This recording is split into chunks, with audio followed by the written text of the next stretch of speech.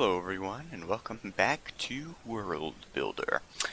Now, this episode may be a bit different from the episodes I've put out of the series in the past, because I want this one and all the ones after it to be more tutorial and more tutorialized than the other episodes of this that I've done. So, in this episode, we're going to be building a desert market. And what I'm doing here, first I had to set the area correctly, get a nice flat space to build the market itself. And now we go on to building the actual stalls themselves.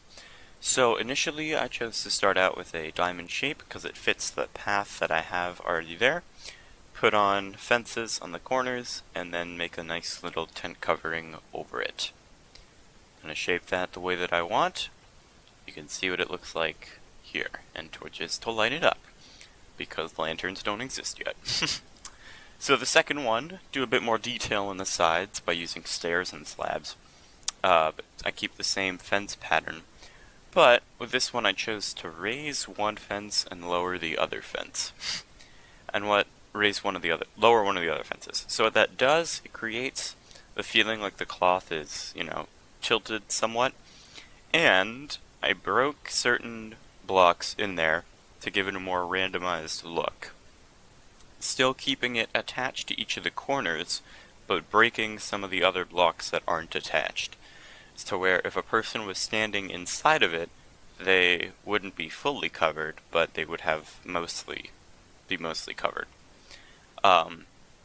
Yeah. So that's how those two work. The green one I did a bit differently because I chose a non-square shape. I feel like the shape of the market stall is the most important thing when designing it, because if you choose a bad shape, then you're going to have a bad market stall.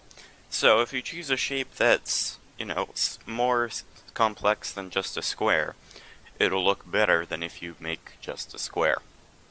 So for this one, with the one with the blue, I chose to make a complex shape. And for the walls, I did this with the purple one too, but for the walls, I used a combination of stairs and slabs, facing in different directions and looking differently.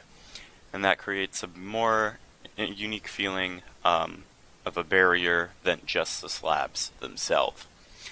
So this process will be repeated for all of the other market stalls. But in each one you can kind of see how it differs. Like if I notice that it looks kind of odd because I have 5 fence posts that are all at the same height, I might decide to go, oh okay, I should lower one of these, and then make one of them only 1 block tall. Or I could go ahead and make one of them 3 blocks tall to create more contrast there. But it just looks weird if it's completely flat, which is why all of them are all kind of randomized. So you can see it here. It's kind of odd to do on a diagonal, because you can't have like a starting point for a raise and the ending point for a raise as easily. But you can do it just by making it work. I don't know. It's hard to describe the exact way to make it work, but it's just whatever looks good. If you think it looks better to do it one way, then you can do it that way. If you don't like the way it looks when you do it one way, you can do it a different way. So, I feel like the placement of the stalls is also important, because as you can see from the thumbnail, if you looked at that, there were more stalls in between these, right?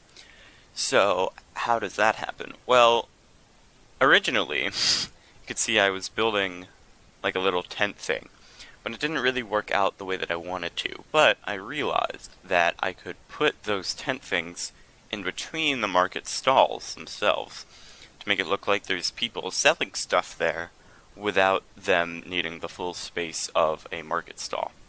So, as we go into night here, torch lighting is not great, and once I get lanterns, I'll probably use lanterns, but this world is in 1.13, so gotta use torches, at least for now. So I put that other path in there, because it really matches and goes with the segments of the markets that I'm trying to make. In that if I were to put more in there, it would kind of separate the stalls too easily, or too much, and I don't want them to be that separated, because it just, doesn't look as good. So once this final stall is completed, this is what the market would look like without any of the extra stalls in between it. And while it doesn't look bad, it just looks very empty. There's a lot of empty space that wasn't used by anything. So what I do here is I make a tent, gray wool, so not one of the colors I used before. I make a tent. I then use the debug stick to unlink the fences so that they don't attach. And because I messed up the recording, here we are. All of the tent things have now been completed. And I use the debug stick to prevent the fences from connecting. But I did let the fences connect to the tents and the stall parts of the market. So as we go here, I'm putting in a chest in each stall, because that's like where they'd store money or other smaller valuables that they wanted to sell. And I also put in a various item, one of the items that I used on the roofs of the houses, like end portal frames, cauldrons, anvils, hay bales. I would use TNT, but I don't want it to blow up. Furnaces, crafting tables, cauldrons, anvils. All these things are good items to put in clumps to sell. Pumpkins and melons too, those also work. But you can use those to fill up the market stall themselves, and to make the vendors actually have something to sell. Because without that, they would have nothing, and that would just be really weird. If there was a market stall for people to sell stuff, but they weren't selling anything in it. It's kind of odd. So, okay, and that is all of the stalls filled, so now we'll get some nice fly-through shots of what the market itself looks like. We get an overhead shot. With that, I'm going to leave this here. Like, subscribe if you enjoyed, leave a comment with any feedback you have for me, and I'll see all of you later.